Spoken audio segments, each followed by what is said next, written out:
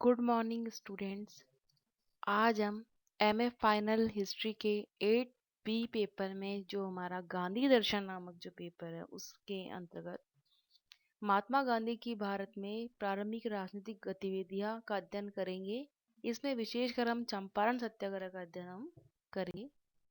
1915 में गांधी जी दक्षिण अफ्रीका से भारत लौट आए। भारत लौटने पर उन्होंने उनके राजनीतिक गुरु गोपाल कृष्ण गोखले के निर्देशानुसार भारतीय परिस्थितियों, जनता की दशाओं तथा राजनीतिक दलों, संस्थाओं और नेताओं के दृष्टिकोणों का अध्ययन किया। 1915 में उन्होंने अहमदाबाद में सत्याग्रह आश्रम की स्थापना की, जो बाद में साबरमती आश्रम के रूप में प्रसिद्ध हुआ। गांधी जी भारत की प्रारंभिक राजनीतिक गतिविधियों के अंतर्गत उनके 3 सत्याग्रह प्रमुख रहे। चंपारण सत्याग्रह, दूसरा है अहमदाबाद मालिक मजदूर सत्याग्रह, तीसरा खेड़ा किसान सत्याग्रह। आज हम चंपारण सत्याग्रह के बारे में अध्ययन करेंगे।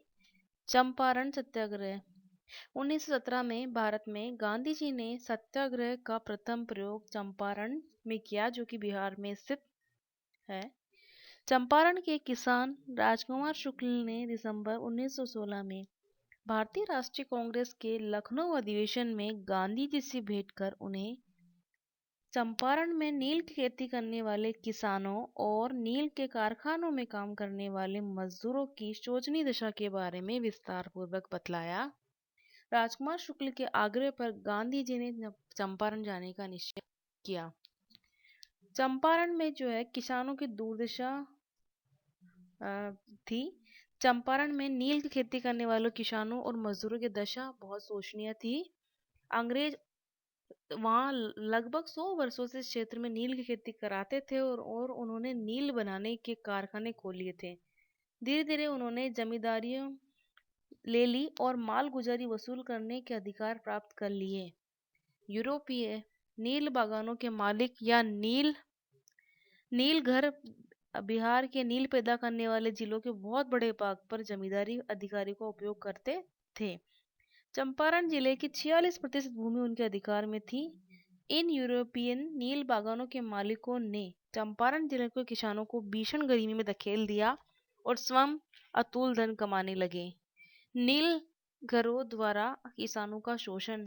नीले घरों ने एक नियम बना दिया था कि किसान अपनी खेती में प्रति बीघे पर 5 या 3 कट्टे नील बोया करें। इस प्रथा को क्रम से पंचकटिया और 3 कटिया कहा जाता था। इसके अनुसार किसानों को अपनी इच्छा के विरुद्ध चुनी हुई अच्छी भूमि में ही नील बोनी पड़ती थी तथा इसकी खेती पर सबसे पहले ध्यान देना पड़ता था। इस प्रकार नीले घरों द्वारा किसानों को जबरदस्ती नील खेती करने के लिए बाध्य किया जाता था। नीलेग्रह द्वारा किसानों पर अनेक कर लगाए गए थे। यूरोप में कृत्रिम रंगों को आविष्कार हो जाने से नील की इस शोषणकारी व्यवस्था से जब लाभ कम होने लगा तो यूरोपियन मालिकों ने किसानों से तरह तरह कर वसूल करना प्रारंभ कर दिया। उन्होंने छल बल से बढ़े हुए लगान के जबरदस्ती पट्टे देने शुरू कर दिए। इस तरह लाखों रुपए नकद वसूल किए गए। यद्यपि चंपारण के किसानों इस शोषण के विरुद्ध कई बार विद्रोह किया, परंतु सरकार ने बड़ी कठोरता से उनके विद्रोह को कुचल दिया। गांधी जी द्वारा जो है चंपारण पहुंचकर गांधी जी ने किसानों की शिकायतों की सत्यता व गहनता से जानकारी प्राप्त करने के लिए व्यक्तिगत रूप से एवं अपने साथियों की सहायता से किसानों को बयान दर्ज किए और इस प्रकार उन्होंने उनकी सत्यता की जांच की और इसके बाद गांधी जी विचारों के आदान प्रदान के माध्यम से किसानों की वास्तविक दशा का पता लगाने का प्रयास किया।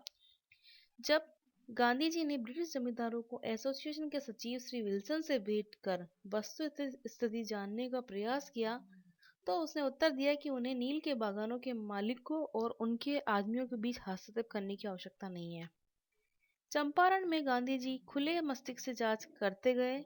वे सभी पक्षों, रेत, यूरोपियनों, प्लांटरों तथा सरकार से मिले, परंतु वे निष्पक्षतापूर्ण जांच पड़ताल करते रहे।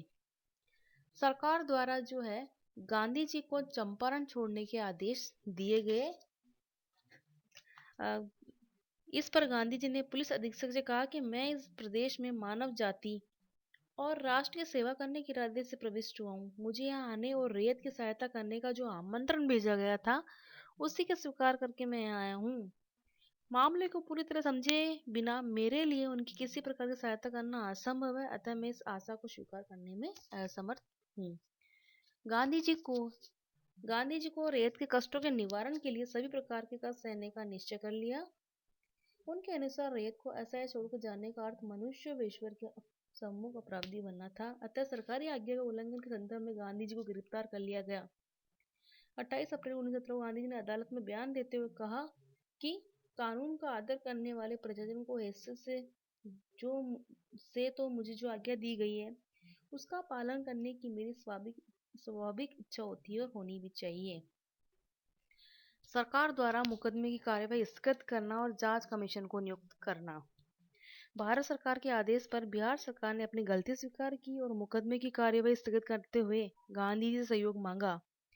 सरकार ने रैयत की जांच के लिए कमीशन नियुक्त कर दिया, जिसमें गांधी जी को भी एक सदस्य मनोनीत किया गया। यह सत्य और अहिंसा की विजय थी।